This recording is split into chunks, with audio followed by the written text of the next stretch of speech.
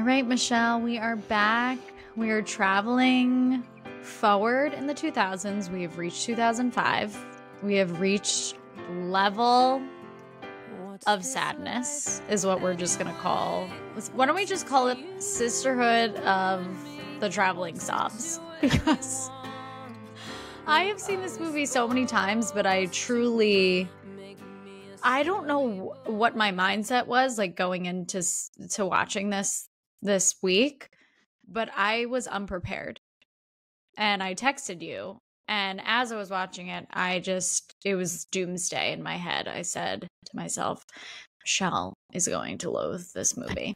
You know, like if you have a friend who's like always talking about this other friend that they have that you've never met, and then like you finally get together, I felt like that's what this experience was going to be, that I was going to like finally be introduced to this thing that so many other people in our age group know so well and reference. And then I got that text from you and I was like, oh no. And then like, so you watched the movie the night before I did. And I have to tell you that I spent that next 24 hours thinking about every worst case scenario that could be happening. Like, what's it going to be? People are going to be dying. People are going to be getting a divorce. Someone's going to cheat on someone.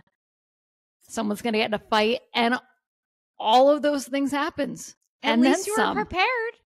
It's like the opposite of having anxiety, because with anxiety, usually the things that you're anticipating don't happen. But with this, your anxieties were fulfilled.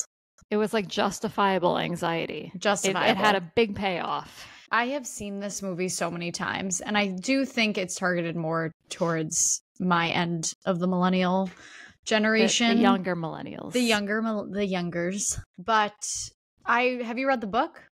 No, have you? I have read the book. I can't remember which I saw or read first, but I remember it being pretty similar. I can point out a couple of things that I do remember being big discrepancies, but I guess I haven't sat down and watched the whole thing start to finish alone in a very long time. And I think I just forgot how sad it is. I actually had this thought midway through the movie, oh, this movie is 80% sad and 20% joyful. It's mostly a sad movie. It really is. There's not many happy parts. And I know that you hate sad movies, but I'm curious, I guess you don't really have background for this one. So it's more so like, were there redeeming parts of it despite it being sad? Or did you just hate it altogether in addition? Mostly because it was such a sad movie.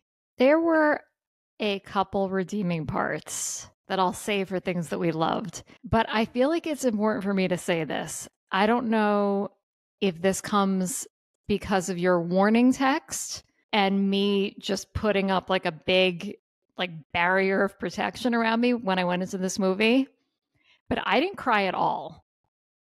Because I think that this is me. I mean, you've seen me like not cry at funerals before. I think when I get in situations where I know things are going to be like so sad that I'm not going to be able to handle it, I'm able to like detach from it. I hope that doesn't make me sound like a psycho. It's just person, you know, I'll cry. I'll cry at like stupid things and beautiful things easily. But I think that this movie had the potential to just wreck me. And I'm like, I'm not doing this for the podcast. I'm sorry. So what you have to say is thank you, Laura. I felt the need to warn you because I knew you hadn't watched it yet, and I was trying to be a good partner. That's some good sisterhood. Sure is. I'm assuming that there are people who are listening to this who maybe saw this movie when they were like a kid or like a teen and don't completely remember it or don't completely remember who everyone is. And I think that this is our first movie where we kind of have like 4 main characters, 4 leads, and 4 stories that we're following. So let's give a little primer of who our 4 gals are, 4 sisters who are not really 4 friends, and the actresses who played them. Sure. I'll cover 2 of them and you can cover the other 2. Okay. That sounds great. Sounds good. So Carmen is played by America Ferrara, and she, I would say, I very much view the movie from her perspective, even though we're clearly diving into the stories of her 3 other friends. But she's definitely the most fiery, outspoken of the group, I would say, but also the glue. She's the one that really holds them together and really is the one who spawned this idea of them sharing pants for the summer since they all fit in them. And she also describes herself as the writer of the group. That's how she identifies with the things that she loves. Then there is Bridget, who is played by Blake Lively. This is actually her first major role that she had. And she is the soccer star of the group, but she's definitely the most, I would say, adventurous, very free-spirited. Okay, and next up we have Tibby, played by Amber Tamblyn. A lot of the words they used to describe both Carmen and Bridget, I would also use to describe Tibby. She's definitely, I would say, like the most free-spirited. She's got like a blue streak in her hair, maybe the most artsy. She is very interested in film. That she's a little bit of like that teenage angst, but she also has this softer side. Well said. And then last we have Lena, played by Alexis Bledel, the shy, quiet, also artist, but more in a drawing kind of way. Her kind of big character arc is that she maybe wants to be a little bit more free-spirited, and her adventure leads her to have a big transformation at the end. That it's interesting that all of them have, I think, qualities of each other by the end of the movie, but they start off very different. So I think them being friends, I'm sure, inspired them to really like bring out these parts of them that they were wanting to shine a little bit more. So at the time, bring yourself back to when you were 12. Was there a character that you felt like you related to most? Probably Bridget, because I was a soccer player at the time and that took up 90% of my life. But I definitely didn't feel the confidence that she had and how she carried herself. I am naturally a little bit more of like a shy person, similar to Lena, but I never really felt as connected to Carmen and Tibby, but I feel more connected to them now, I guess, as an adult. I absolutely connected with Lena's character. It was me at that age, and I feel like it is still me. Even her kind of like internal struggle of being this more reserved person and wanting to let go a little bit. I mean, I feel like that's something I've been trying to work on my whole life. They made them all pretty relatable and not too cartoonish, I think. Yeah. You kind of end up growing with their challenges versus maybe, I think that a lot of the way that they're portrayed is a little bit maybe older than 16-year-olds in my mind. But I think that they hit on important themes to like keep in mind as you're growing up and entering your 20s and maybe even 30s. I know that it started as a book, but I'm interested in what the author's thought process was in portraying teenagers going through these difficult times. Yeah, I mean, I think that this is common in movies and TV in general, but I was surprised when I looked up the ages of all these actresses, and they're much more like my age, like older millennials, when in my mind I thought that they were all kind of, I associate them more with like you and Lisa's ages, like the younger millennials. So yeah, in that way, it did make me connect a little bit more. I had to cling on to something. I wonder if now that you know it's a book, if your perception is changing at all, because I'm wondering if you resonated at all with the decision of having 4 characters, following their stories and how they're interwoven and going back and forth. Did you like that process, or did you think that it was a little too clunky or bleeding into each other too much? Kind of a tall order to try to handle 4 different storylines and have them also go together. And I think that they did a great job. I mean, I'm assuming that they did a great job in the book as well. I was thinking that this probably would lend itself much better to a series. I know at the time that this was made, that wasn't really like a thing, but it was kind of making me think of The Summer I Turned Pretty. I don't know if you watched that. I haven't, but I've been wanting to because so many people loved it. Yeah, so I think I didn't read that book either, but they made that a series, and I feel like it's working great. So that was definitely like one comp that I had to this, like a modern day comp. But I wanted to ask you, this movie also made me think so much of the movie Now and Then. Have you ever seen that? I would need to look it up. It's been a while. There's no pants, element to it, but it's like a coming of age story, and it's for girls who are friends around these same ages. I would say they look a lot younger. Are they younger? They look, at least the actresses. I mean, maybe they younger. were like 13. So maybe they were a little bit younger, but it's not like a movie I know super well, but I've definitely seen it multiple times. That movie has a leg up in its soundtrack because it takes place in the 60s.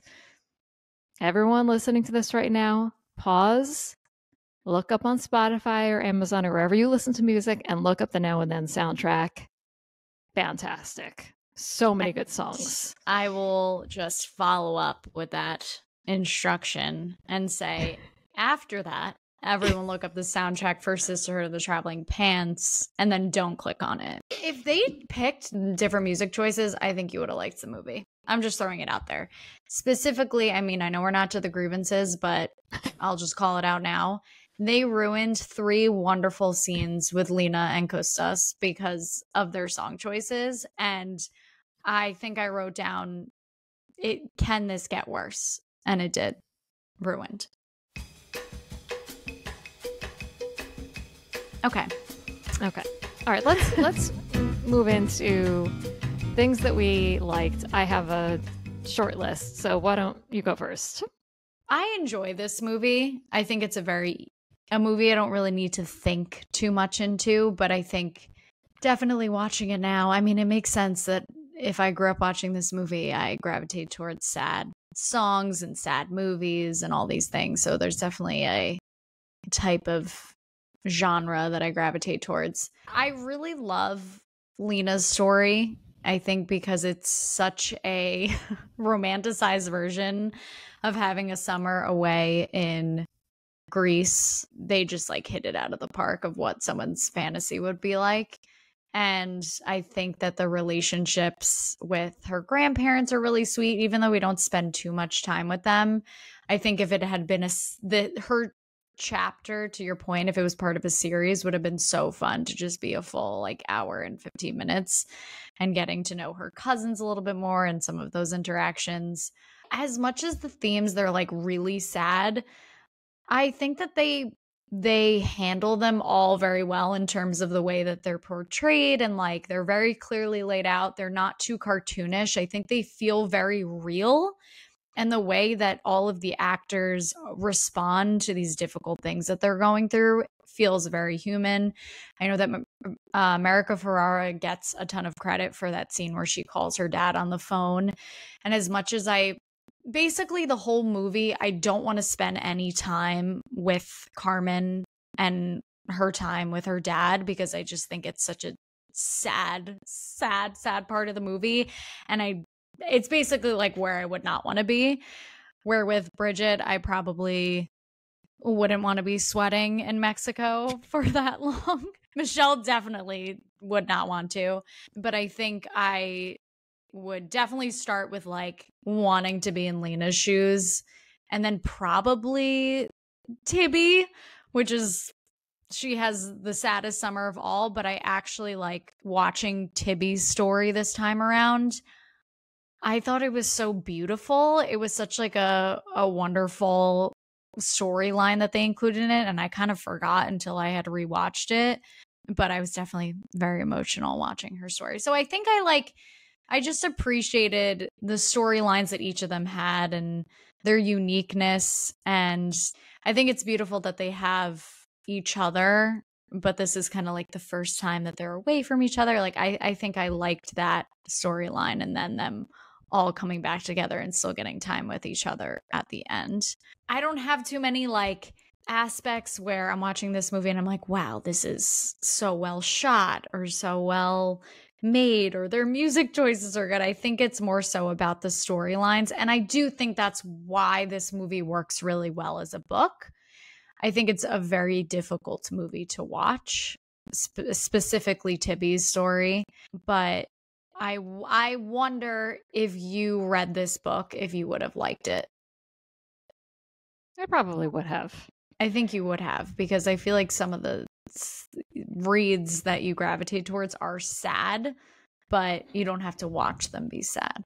You brought up a good point of something that I did not write on things that I loved, but I did love about it. And that is in a lot of like stories about female friendships, especially like at this age, like I think if I remember correctly, in Now and Then, it's kind of about when you come of age, deep friendships can kind of break apart as people have new interests and go in new directions. And I liked how this story was kind of framed as almost like an intentional choice that like, okay, us four, we've been together like since we were babies, since day one for most of them. I think because they said they were all born the same week. And instead of, okay, we're going to all go our separate ways because we're not going to be friends anymore, it was like, no, for this one summer, we have to kind of all do our own things, in the process learn about each other, but all along are still able to stay connected and be supporting one another. And it kind of became like a safety net for them to be able to go out and do the things that they needed to do and know that they could come back to each other in the end. So I liked that. Yeah, and I think it's unique in the way that this is, a female-led movie, and they're not pegging each other against one another. They're not trying to, they don't have falling outs because they betrayed each other. They more so have these tense moments because they almost can't handle each other's emotions and fix their problems for each other. They really can only support each other. So I thought that was a unique perspective, and I think this is a very like female empowered movie.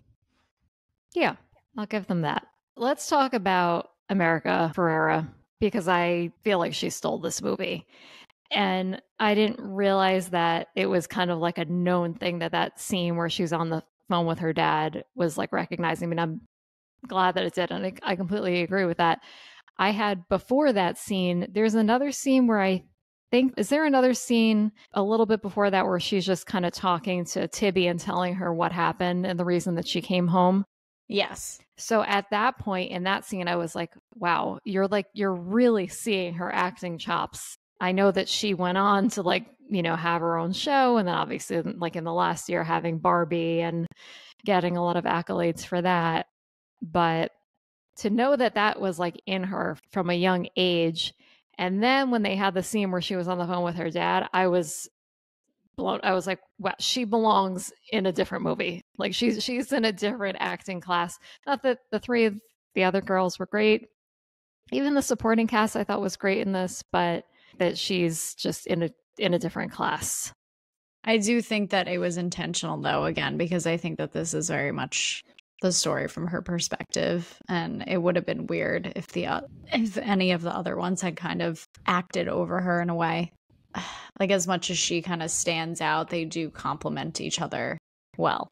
And because we're all seeing their sub stories and they all have a lot of the scenes actually in this movie are just them on their own and not together. So I think that they did a good job of casting. Did you know Bradley Whitford, who plays Al, Carmen's dad, from anything other than this movie? Yes. Billy Madison. So I can't really watch this movie because I just see him as his name is Eric and Billy Madison, and he's evil and he's like the villain in it.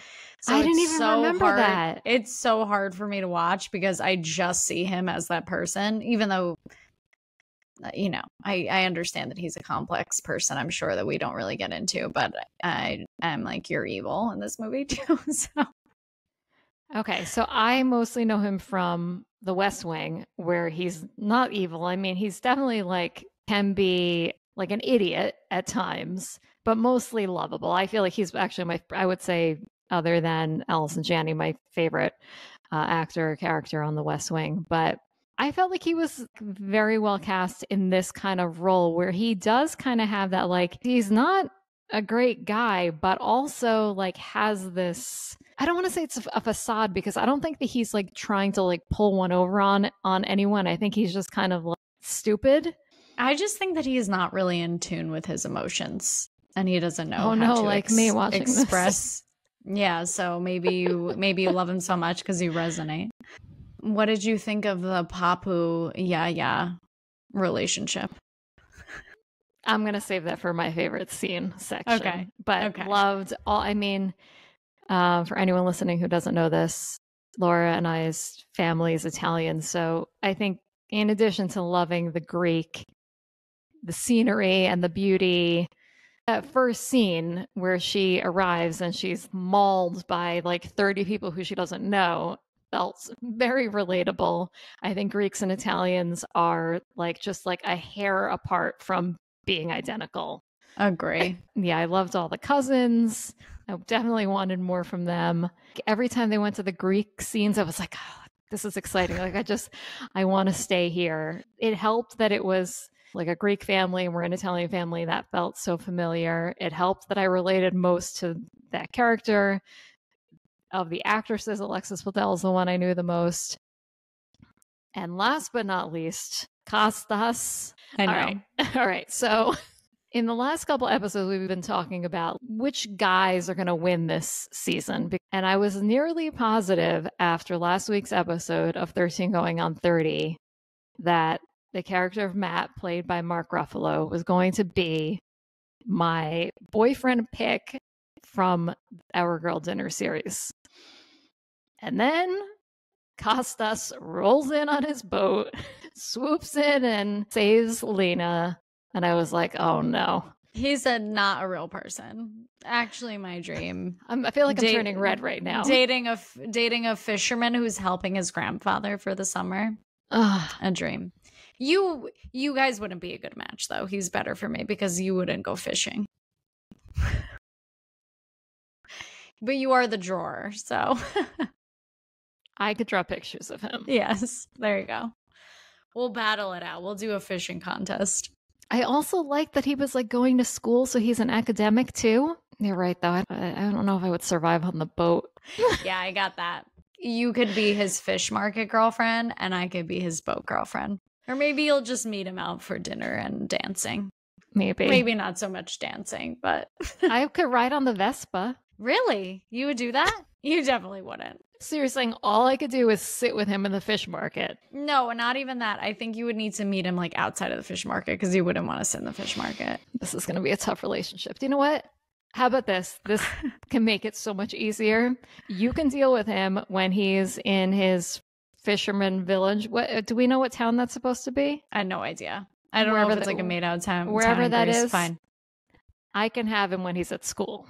Got it. I'm his summer girl and you're his college girl. Yes. But then you have to live in Athens, and Athens apparently isn't that great. Oh, it's not good? I don't know. I don't think it's as dreamy as where we are in this movie. Maybe he can transfer somewhere else. London? A semester abroad. We can make it happen. Well, you have to watch the second movie because there actually are some college-related scenes with Lena and Kostas. But so he stays in the not picture. What you're thinking. Kind of. He does. I guess you'll just have to watch. I will say the second movie is not that sad. So I think you would be fine. It's safe to say that your pick of the four of their adventures, you would definitely want to be in Greece. Without hands a doubt. Down. All three of the other ones would be a punishment. As much as like Tibby's was so sad and I would never want to be working at Wallman's, I really liked the storyline this time of her doing like a documentary. And I thought it was really like cool that she makes movies, but you disagree. No, I would love to make movies. I would love to make a documentary. You'd rather be in London with Kostas. Absolutely. You can make a documentary there. Perfect. Exactly. But I think that's it for things I loved. Oh, I feel like we're missing. There's got to be some good. I will say, so the song choices were awful. I did like the unwritten song drop because that was very of the time. What else was that in? Definitely, I don't know. Another show or something. Another show or maybe a reality show. Was it Laguna Beach? No, maybe that's Hilary Duff sings the Laguna Beach song. Come Clean, which is by Hilary Duff, yeah. So okay. So where is Unwritten? Unwritten is definitely a theme song to a show. The Hills. Ah, okay. which checks out. You were close. Other things that I just did want to point out, the scenes that we did have the four of them together, I really liked the banter and the dialogue between all of them. I thought, again, it felt very, I'm just going to keep using the word, like real and realistic. And I thought it was pretty clever. I also appreciated, I think, some of the accuracy of the supporting characters, even like Carmen's mom, who we don't spend too much time with. Bridget's dad, who's, you know, kind of absentee, and we only get a couple like flashes of Tibby, and we don't meet Lena's family at home. But I don't know, I just felt like, again, it didn't add, those things didn't add so much, but I think that they did a good job of kind of just structure of showing us their lives. I think because this is a really sad movie in a lot of ways, I'm not sitting down being like, oh, I loved this part. I think I was more invested in their stories and their like backgrounds and kind of how they are friends and how they all come together and support each other. I did enjoy the scenes where the four of them were together, that there was a lot of talking over each other, which I feel like is how our four sisters are when we're together. That felt very natural. Yeah, I think there was some cheesiness with the scene where they go and they find the pants, but just them all talking about, which was a little expository and my liking. But again, that kind of like introduced us to them just kind of all speaking over one another. Yeah, I'll save some of my things I didn't like about the pants for our next section, but the aspect that I did like about the pants was this idea that all four of them could fit in it. I liked that. And I felt like that was kind of like a little ahead of its time. Yes. With body positivity. I'm going to give you the Cliff Notes version and then I'll expand on all of them. But I just have didn't love the jeans, Bridget running, Carmen's dad and the springing of the wedding news and the family. The background songs for Lena and Cussa's were pretty awful, all three. The montage, the fishing, and the goodbye boat. Their outfits, Paul and Carmen kind of had like a thing in the book, which I think would have made his character a little bit more interesting. He literally has 2 lines. He says, "It's okay," when he falls down, and I think like hello when she shows up. So I think that could have added a little bit more, and it's not like it probably wouldn't add it on too much more runtime. So I just wonder why they got rid of that storyline. And I think it would have made her story a little bit more exciting instead of so dramatic and sad. At least she would have came back with something out of it.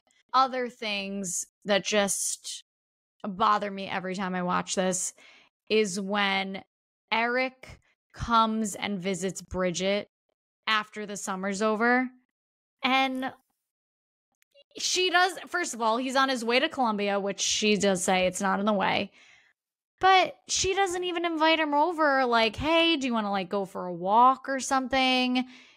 They just meet up with the jeans and then he walks away, and also hate his outfit when he shows up. Like, you look so schlubby, you need a haircut.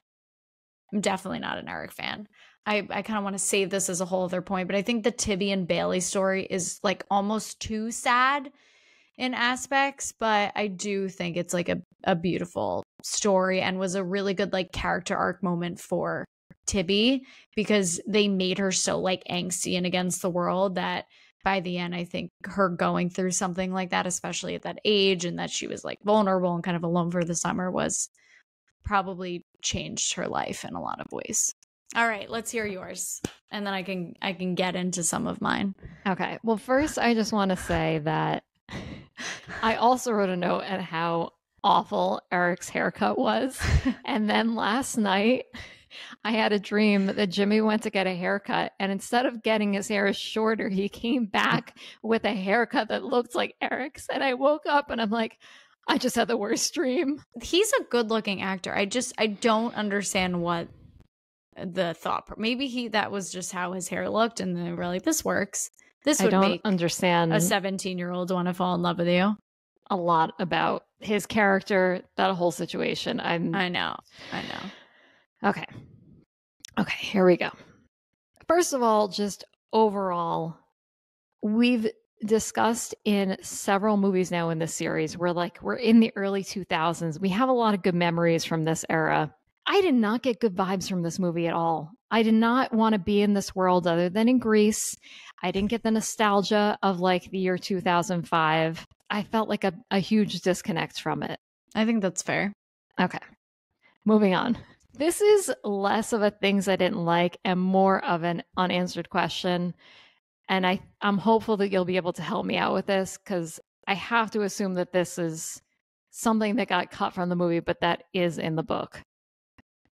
Where the fuck are Bailey's parents? I don't know. She lives on the same street as her. No, that's all right. She's 12 years old. She's a minor. How did she get to Wallman's? Why is she climbing a ladder? Why is she ringing random girls' doorbells? This girl not only has cancer, she is dying from cancer. Her parents are nowhere to be seen the entire movie. Okay. How can that be? They do call the house a couple times. I think that Tibby's mom drove her to Wallman's. Tibby's mom drove Bailey to Wallman's the first time when she fell off the ladder in the aisle? I don't know. How did she get there? Have you ever been to Target by yourself before, like, you could drive? I think if I could walk there, yeah. Mom and Dad used to walk to Kohl's all the time. We used to walk everywhere. Mom and Dad have never walked to Kohl's. From where? Not from our house. Yes. Are you kidding me? You don't know this? This is like an ongoing joke in our family. You must have been in college during this time. Derek had this ongoing joke with Mom and Dad because they walked to Kohl's like twice. How did they from walk our house. to Kohl's? That's really far. It's not that far. It's far in like suburbs. I'm thinking that maybe she had a bike. I feel like in the suburbs in the middle of nowhere, that's not so far-fetched. I'm not okay with this. I think you're clinging too much onto that. That's such a small... You're really letting that take you out of the movie. I think that it was more about her feeling like she had independence, and like that's kind of the whole reason why she like wanted to be, you know, Tibby's assistant, and like it was something she was interested in, and like she clearly has this like special way of like meeting people and talking to people. So I don't know, maybe the backstory is that her parents were kind of like, I want to let her go out and like experience and like do things. Like I think in a way she probably everyone felt sorry for her all the time, that this was kind of like a way for her just to like go out and do her own thing. I don't really see it as negligence. If they included her parents in this, would it really have added anything to the movie? I don't think so. No, it distracted me. The very first introduction of her, before I knew that she was sick, when Tibby comes across her in Wallman's laying on the floor. She falls off a ladder. She just falls. She faints. Oh, the ladder is just in the aisle because they're restocking. I thought she fell off a ladder. And I was like, oh my God. Why is this girl by herself? Was my first thought. Not like, is she going to be okay? Why is she alone? This is like a little kid. Yeah. In my mind, I do think that it was just one of those things where it was like, I'm going to let her kind of like do her thing. I'm also okay with the thought that like they're trying to give her like her independence or whatever. I would have appreciated like a little indication that like she's fine. She's being taken care of. Maybe I would feel differently if we didn't have that scene where she is going to the hospital and like, you know, her mom says also by herself. No, she didn't go to the hospital by herself. She got carried in the ambulance. The second time her mom called Tibby and was like, just so you know, so you're not worried. Coming to the hospital. I'm not coming to the hospital. I'm annoyed by your point of view on this storyline. You're focusing on all of the wrong things. This is a special story about a girl making a documentary and living out her dreams. Maybe you're just a little jealous because you wish you could have been making content when you were that age. No, it's absolutely true. One more thing. After Bailey had passed and Tibby was saying that she actually had thought of a different title for... Oh my God. Sorry, here we go, listeners. Funny. Michelle's gonna start crying now after the movie's over. She's no, it's heartless. It's not that funny.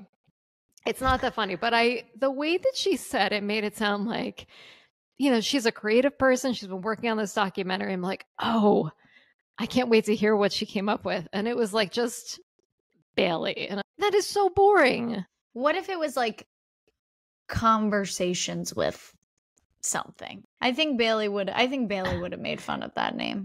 Yeah, Bailey as a title just is very lazy to me. Yeah. All right, we want to know what your thoughts are and what would be a better documentary name for this movie. All right. Wow. All right. I know that was a kind of a big rant, and I'm sorry you didn't appreciate it, but all right. This next one is also not a knock on the movie and more of me being uncomfortable. We spent a big chunk of the Princess Diaries episode talking about gym class trauma. I feel like we talk about high school trauma a lot in every episode in this season. The soccer camp, I don't understand why someone would voluntarily in the summer choose to set a soccer camp in Mexico. Where was the hottest place you ever had to go and play soccer? Because I know you've been literally all over the world. No, anytime I traveled like outside of the US for soccer was like in the middle of winter, so it was not hot. Honestly, just at home, preseason, New York, having the Northeast, to work out in absolutely like the worst heat you can imagine in August before school started was probably the hottest. This was like a setting that it felt very familiar to me because also I worked at Uncle Joe's soccer camp and I went and it was so hot in the summer. There's no coverage. I could imagine it was a lot worse where they were. But at least they had the beach. They could run on the beach, which I did not want to do. When they said they ran 7 miles, it sounds absolutely awful. Running on the beach is hard. It's so hard. I keep trying to do it, and it's definitely an extra layer of strength and agility that you need. Besides walking in warm weather, I'm out. Yeah, I'm sure you're going to talk a little bit about this, but I think because I was younger and I couldn't view from this perspective, but the Bridget and Eric story specifically, like, I think I always viewed him as maybe a little bit younger in my mind.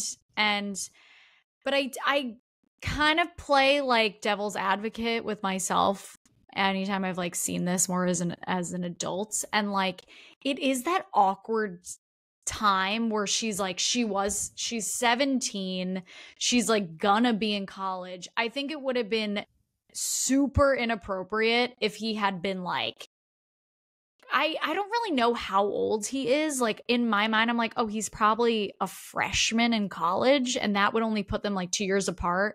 Like I dated someone when I was a senior in high school and they were in college, so it didn't really feel that strange to me. But I do think it would have been super strange if he had been graduated. They try and kind of pin it a little bit on her where she's the one like making all these decisions, but I just felt very like sad about the whole situation because she was so like vulnerable and just not in the right headspace. That is another like storyline, like especially when she's kind of like writing Lena the letter, that it felt very human and like what someone would be experiencing. I don't really know how they like danced around that. I think that they kept it vague on purpose to not tell us how old he was, pretty much. I didn't have a huge problem with the age difference. I kind of thought the same as you. Like they're probably, 4 years apart, if that, probably even closer than in age.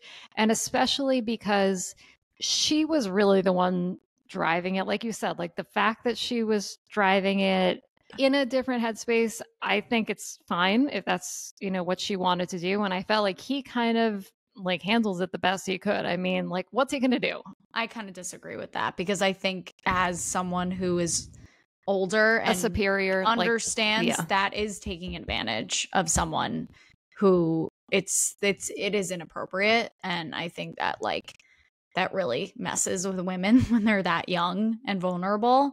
He should be the one making that judgment call, not just being like, oh, well, she's the one that, you know, wanted it. But again, it's hard for me to fully have an opinion when I don't know really what like their age ranges are, because I'm not really sure watching this movie. Yeah, but you're saying even if, let's say that they're the same age, or he's like a year younger than her, but she's there as going to the camp and he's there running it.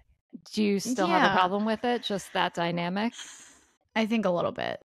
I mean, I know that those things happen all the time. I mean, it's funny thinking about like when Erica, Denise, and I worked at camp, because we would like, you know, other people who were working, but it was never like we were young. I mean, we were never like going to camp in high school. We were working there, but all the guys that we were like crushing on were our age, and we were all working together. But it was different. Like when we were really, really young, we used to like have crushes on the counselors, but it would like that would never be a thing because we were in middle school. So it's very like, I don't know. It's just, I guess it just feels like icky to me. Yeah, it does feel like a little bit icky, but I mostly agree with you in that I felt like sad for her. Also like sad for her because I felt like the movie was probably trying to like do this like teenage love story, but it like really was not that at all. It just...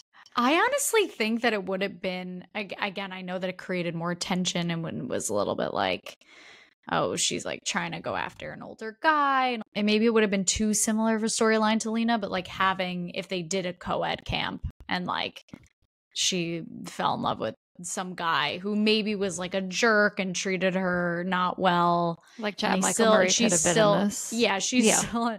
That, I mean, what is up with all these 2000 movies and having these undisclosed ages of older guys? I don't know. Something a little weird here. But no, more so like having someone who is her age, or maybe someone who like, you know, just started college and they're hooking up and she loses her virginity to him. Like, I think that probably would have been just as strong as a storyline without them having to like make it weird and I don't know, and him show up. I thought it was creepy when he showed up. I was like, get out. I also feel like this movie was trying to kind of appeal to a PG audience, but yet also include these like really heavy topics. And I kind of thought the like her losing her virginity, they really like glaze right over that. Like, yeah, I mean, didn't really... I almost was like, wait, did she? Like, I was like second guessing. I'm like, no, she definitely did. They're just trying not to say those words to keep this for a younger demographic, which I didn't like that they did that. And she broke the rule about someone else taking off her pants, which is was in the manifesto at the time. Well, she could have taken them off herself, but we don't know. I think, yeah, no, that it does bring up a good point. Is this rated PG-13? Even if it is PG-13, I feel like maybe because I'm like picturing the book and that like very, you know, like middle school font on it. It's PG-13. Like, which does make sense. So I think that it's rated well. I think, but I definitely some hard hit. Like, I think as me watching this as a 12-year-old or a 13-year-old, these were topics that were still a little bit over my head. Yeah. Maybe not over my head because some of them were happening around me at the time from friends or family members, but maybe things that I hadn't personally experienced just yet. Okay. Can we talk about the jeans a little bit more? I'm a little disappointed that you said that you didn't like the jeans because... No. I said didn't love the jeans. Okay, didn't love the jeans because I want you to play devil's advocate here. Lena, I think, was the first one to have the jeans. And that scene, we see her, she has them on. I cannot believe that we're covering another movie where someone's swimming with their jeans on after a whole debacle and It Takes Two, but this was not as bad. A conscious decision to swim in the jeans, though. Oh, because she fell in. She fell. Okay, she didn't jump. Lena would definitely never. When she went swimming, she got pants naked. off. Yeah. Yeah. Yeah. That's how you do it. The right way. Yes. That's how you do it. Thank you, Lena. Our swim girl. Yes. The wide-legged pants have come back in style, but I didn't care for the style of them. I don't know what storyline or whatever I would have changed about it. I think I just I didn't like the style of the jeans, but I also just didn't really care about the jeans as like the connector. I thought that it was a metaphor for the way that they are all one in their differences and they're able to support one another and come together, but didn't really care about the physical jeans. Okay. I liked the metaphor and how it connected them. And I liked when they did Lena's storyline. I'm like, okay, I see what's happening here. These jeans are a little bit magical. They helped her meet this cute boy. But like after that, I'm like, did they actually help anyone other than Lena? Yes. Because at the end, Carmen wears them to the wedding, which was a really like difficult moment for her. And she had to, they gave her courage, apparently. That's what they say. For Bridget, yeah, nothing really good came out of Bridget getting the jeans, but pain. But Tibby was wearing the jeans when she met Bailey. So they had this idea that they came together because of the jeans. That was like the line that Bailey says is like, the jeans already did the magic. They brought me you, which I thought was sweet. They came up with this great idea for like literally how Lena met Costas. Just because you're wearing them, you could make anything up. This is how we met. Oh, she was wearing this shirt and this is how we met. But getting really detail oriented here, I'm just gonna be a little rebuttal. Please devil's advocate. This is what I wanted you to do. Just because Lena got stuck underwater does not mean that Costas wouldn't have jumped in together. I think he had jumped in before she got stuck with the jeans. Do you know what I'm saying? She wouldn't have gotten stuck if she wasn't wearing those jeans. She was wearing a lot of skirts. I think that he would have jumped in after her regardless if she hadn't gotten stuck underwater. So then we would be saying, oh, they met while she was wearing the jeans. I know what you're saying. But like, it's a pair of jeans. How much action can it bring besides good things happening to you while you're wearing them? And that was their whole thing. Oh, when you wear them, magical things are supposed to happen. Where they more so became like a vehicle for good and bad moments and like a connector between them. I just think that if you're going to introduce it as a device, you should get a little bit more creative about it. So what else could have happened to each of them? What could the jeans have done? That was like the only like storyline that they could have included with it like physically doing something. Maybe it should have been something other than the jeans. Maybe I'm just not all in on like this pants concept. And also the mailing them back and forth. I give those girls so much credit. I hate mailing things. Laura, you're great at mailing things, by the way. I love mailing things. I get packages from you all the time. Fantastic. But mailing things, it requires so much work, so many steps. I don't know, especially like from Greece and Mexico, like that must have been a huge headache. But it was really, they were sending the jeans like with letters to each other. Like, couldn't they have just sent letters? And that would have been easier. Yeah, but then they wouldn't have been able to wear the jeans. Michelle, the movie is called Sisterhood of the Traveling Pants. You can't have a movie called Sisterhood of the Traveling Pants without the jeans. You just hate this movie, which is fine.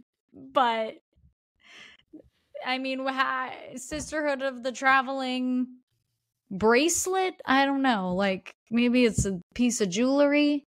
Maybe Lena's earring gets caught underwater. I don't know. Put it in our idea jar. How would we rewrite this movie? That's what I was planning for. To put this in the idea jar for a later date. Idea notebook that I gifted you, and I probably sent you in the mail. Even though I hate mail. No, I love getting mail. I just hate sending it. And I like sending it. I just don't like having, like if I had an assistant, I would love sending mail. I can't believe the mom and dad walked to Kohl's. I can't wait for it to text in the family group chat about this tonight because they did it like twice and we could never let it go. It just makes no sense. I think these are all things just you wouldn't do. You wouldn't walk to Wallman's. I would walk to Wallman's. You wouldn't have sex on the beach. You wouldn't show up to a wedding in jeans. So yes. it really irks you, which I get. Really just can't relate to most of this movie.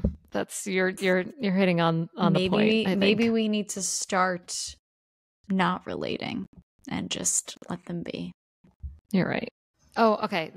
I feel like all my things I'm just trying to poke a lot of holes. These aren't actually things that like I hated. But another question for you. So in the very beginning, when Carmen is narrating and introducing who everyone is and like kind of what their personalities are, and as you said, she introduces herself as the writer. Does she write anything other than the letters? The only thing that I could think of is that she's supposed to be the one like writing a book about their lives, but we don't see that. Okay, so is this like a Little Women situation? Like, is she writing this story? Maybe.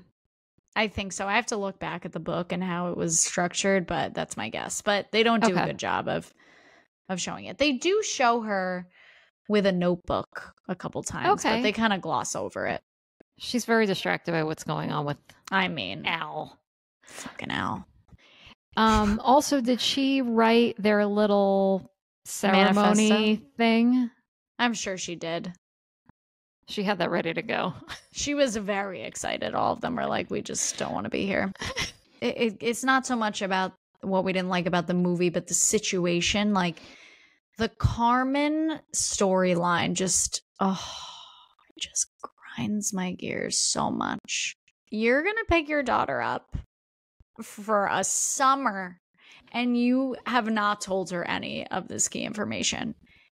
Lydia takes her out of the car before she can even get out and is like, I'm his new fiance and we're getting married. And Al is like, oh, I didn't know that it would bother you. That's weird. And they're not nice to her. I wouldn't have gone to that wedding. It's a long drive. And just to wear jeans and probably eat some shitty food. I will say there was one part where I almost cried. And it was when she was like, they're probably looking for me. And then they show them eating dinner. I was like, oh my God, this is. Yeah. Like they really had wrong with these people. And also the way that they met, he called the wrong number and she answered and then asked her out. I guess it seems she creepier did have now. A nice Southern accent. Really bothers me. He's an idiot. I mean, I feel bad for that whole family.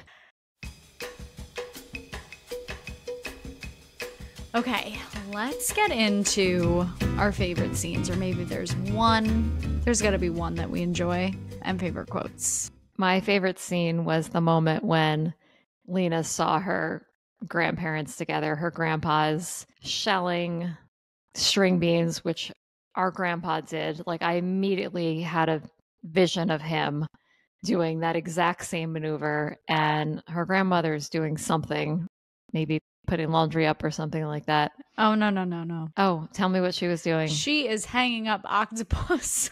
Oh, right. On a close. Please, how could I forget? And he just goes over and gives her a little kiss. He gives her a kiss on the arm. It's so wholesome. It's just an incredibly sweet moment. And such a good scene. I mean, what did you take from that? I thought that it showed her grandpa in a new light, and it gave her the courage to be like, he is in love. And that's where she kind of says that line, like, you fought for Yaya and look at how, this relationship that you have now. So I thought that was a very tender moment. She always saw him as this very like serious and stubborn person, but he's a softie on the inside. Love. Did you have other scenes that you enjoyed other than that moment? Yeah, it's very corny, but I always love the fish market scene, and that they go over and look at the church and he's talking about how his parents got married there. And as corny as it is, I love that she says that line, like, at first it looks very old and forgotten, but then you realize that's why it is so beautiful. I thought of you in that scene, Laura, because I was picturing, even though she's drawing throughout the whole movie, I really could like just drop you in those scenes, even though I'm giving you hostas, but writing poetry instead of drawing. Yeah. I mean, I think I connect to that scene because whenever I am in new places, I'm always thinking of metaphors for scenes that I'm looking at. So one of my favorite lines came from that scene when Costa says, "Nobody sits in a smelly fish market unless they're trying to meet someone." My other line that I liked from him was, she asks what their families are feuding about. And he said, "What every fight is about, money and fish." I always love the scene where Lena is like so in love and she's just sitting with like a jar of honey and they're all like staring at her. And Yaya says, "I think she's getting too much sun." So basically, we just want to live at Yaya's house. I also really love the boat scene at night, which I think may be that night that she's like, and they're just having that conversation and she's talking about how people have seen her in a certain way and she's like trying to be more adventurous. I liked that scene a lot too. That was like a very romantic moment. Yeah. Did you have any others? I do like when they have their banter and they're in the store and they're like, I kind of mentioned this earlier, but they're asking Tibby what she's doing and she says wallowing in self-pity. And then she says something about like, we all have our special talents. And I just like her one-liners. Also, before I forget, another scene that I always just think is so funny is when Tibby and Bailey are editing footage and they're looking at the girl who is at the lemonade stand. And Tibby's like, "What is she doing in this scene?" And they're just having that entire argument. And I think it's so funny. I think she's just tired. It's been a really long day. She's like, "No, I think that she's trying to grow a brain." I do like Tibby, both of it, Bailey and Tibby's like sarcasms and snarkiness. Yes, me too. All right. Should we move on into things that we wanted to eat? Mm-hmm.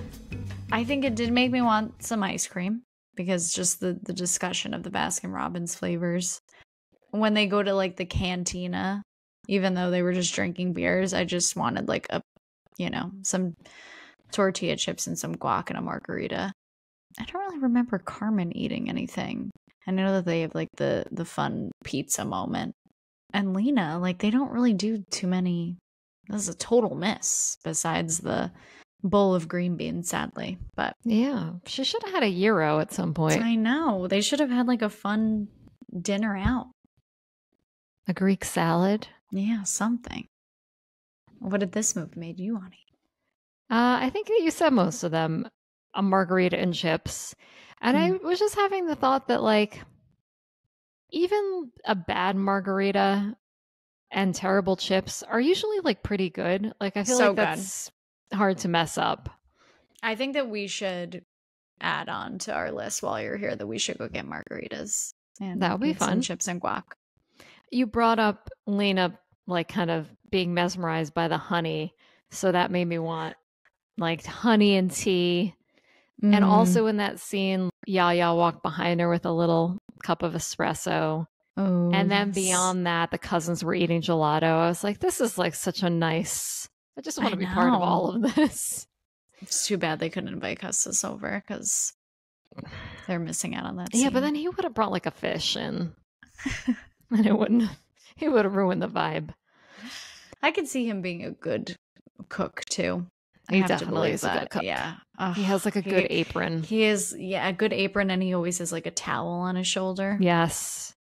Who knew this was going to be such a steamy week for me? I started with Challengers, and then I watched this. Things are getting crazy. So what do we want to do this week for our dinner party? I was going to lean on you for the format for this because we've got the 4 settings. I think that because it's been such a tumultuous episode, we should end this with a nice dinner party that we never got in Greece. Oh, okay. I like this. And Papu's house outside around sunset time. Okay. But we're going to be flying in The whole cast. The whole cast. Every character. So we'll do a collab party this time. So I'll give you 2 people and you give me 2. And we will maybe Yaya and Kostas's grandfather that we never meet. But they had some type of like come to Jesus moment where they, became friends again because of the relationship between Lena and Kostas. They knew that they needed to end their fight.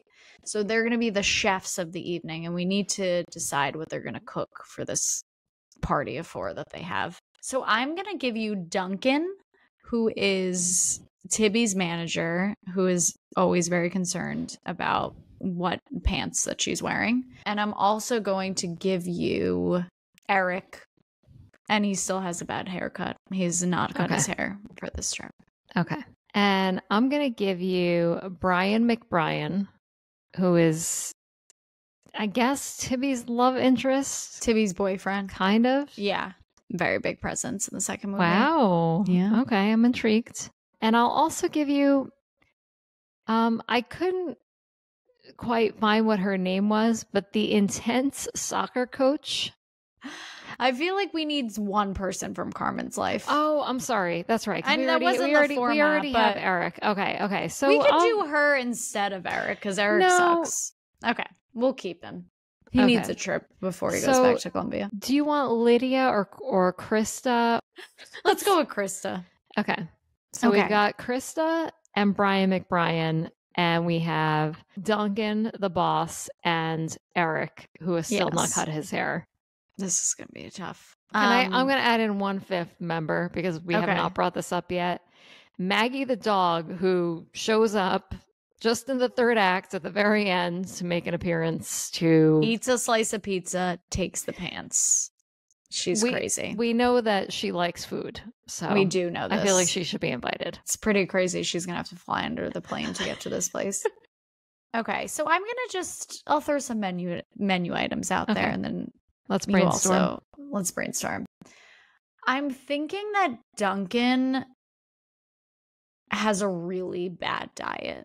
So I feel like he wants whatever is like greasiest, and he's not going to be adventurous in Greece. So I think that there does have to be some Euro situations. Like Papu and Kostas's grandfather are definitely cooking fish, but Duncan will not be partaking. So I think that there needs to be some like greasy, like Euro. He's also not having a Greek salad. Like he's not going to be eating tomatoes, cucumbers, feta. He's probably just going to have he just wants like fried meat. I think that that'll be fine because I bet that Eric only wants to eat Greek salad while he's there. So he can eat Duncan's portion. I think that he eats fish. I can see him being a fish guy. But it's not his favorite, but he is a little polite, so and he's trying to be healthy. He'll do it for fish the party. Is healthy. Yeah. I'm training for the next season. Yes, this checks out. Krista, I think that she's not eating. I think that she's like, I don't want to be here, and I kind of just want the dessert at the end of the night, which is going to be some ice cream. How about some would baklava. This be a dessert? Just like a Greek yogurt with honey and maybe some pistachios, like in a little parfait. I could see that. I could see them having different options, like some cookies, some Greek yogurt. It's kind of a boring dinner party. We need some wine involved. Who else are we missing? Oh, Brian McBrien. Brian seems chill. I think he's eating. I think he's eating whatever's everything on the table. He's like, this is the best trip. He's like, I gave up playing video games to come here. I'm making the most of this party. Maggie may be lactose intolerant. She did eat pizza, but I have a feeling that she pulled off the cheese. So maybe she just is she has to be careful what she's eating these days. So she may predominantly focus on the meat, maybe skip the salad because it has some feta in there, but she will be having and probably onions. Some of the fish with lemon. Yeah. Oh, really? I didn't know this. Yeah. Wow. Have you ever given Baxter an onion? I have not. I never give Baxter anything. I don't either. Very strict. He hates me. Dog sister. Dog sister, sister to a dog.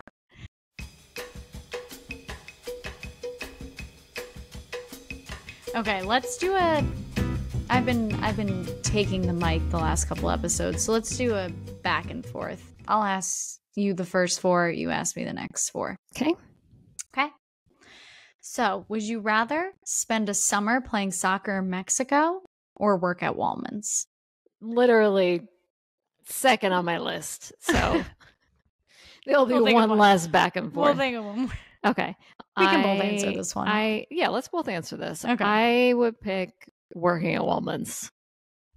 Definitely play soccer in Mexico. I feel like it would be an adventure. God. I would go. Awful. I can handle the heat. Okay. Would you rather go fishing with Costas or peel beans with Papu? I think I'd rather peel beans. You're immediately out of the running of being his girlfriend now because you picked Papu over him. Would you rather film a documentary in your hometown or do sketch drawing abroad? Sketch drawing abroad. Would you rather wash your own sheets early on a Saturday morning or take care of your 2 crying sisters who are like babies? Wash the sheets. Sorry, guys. I was thinking of you during all those Tibby scenes. I was like, oh, Michelle literally had to do this, but she was a little bit younger. Okay. Would you rather be a bridesmaid at Al's wedding or ride a donkey to your grandparents' house in Greece? It's not even a would you rather. Just ride a donkey to my grandparents in Greece. Sign me up. I've always wanted to. Up those inclines. It's better than walking. Saddle up. Would you rather hold a live fish or play tennis with your soon-to-be stepbrother who you just met? Another obvious. Just hold a live fish. I'm in there. I want to go fishing. I didn't even say that Costas was going to be there. You're just assuming. Well, is Costas' grandpa going to be there? No, it's just you and the live fish. Would you still pick that option? Is it in Greece? Yes. Yeah, I don't want to go to wherever the fuck they live. Charleston, a town outside of Charleston. Charleston is beautiful, but I don't want to play tennis with Paul. He's not fun. No. Plus, he's got places to be. Yeah. That's another. They just had to throw one more thing. Oh, by the way, we got an alcoholic how do we make this movie sadder? Is there anything else we can pile on? Jesus. All right, last one. Would you rather go swimming in your underclothes a la how Lena did it when she started to cut loose or lay in the sand in your sweaty workout clothes? No, I want to go swimming in my underwear. That sounds amazing. In Greece? Yeah, that was kind of a tilted one. Yeah, that's fair. No, thank you. Beach, like sand. So we're closing out our season with a movie that I think is very strong. Lots of great moments. I've been seeing a ton of memes about it recently, but I definitely consider this more of like a Halloween time period film. But next week, we are going to be covering Cinderella's story. So we're bringing back some older characters, CMM, and introducing Hilary Duff into the lineup of Film to Table Pod. So it's going to be great. Yeah, we cannot talk about the early 2000s without Hilary Duff being involved in it. I'm excited to have her join us at the table. I mean, she won't be on the podcast unless someone knows her and wants to invite her on. She's welcome, but yeah, we'll be chatting about her. Love it. Thanks for joining us at the table. We can't wait to hear your thoughts about this episode. Text us or leave us a voicemail at 904-513-1383. If you're listening on Apple Podcasts, leave us a review or hit that button to give us 5 stars. If you've been enjoying watching on YouTube, click the link below to subscribe to our channel and give one of our past episodes a thumbs up. And lastly, tell a friend by sharing your favorite episode with them.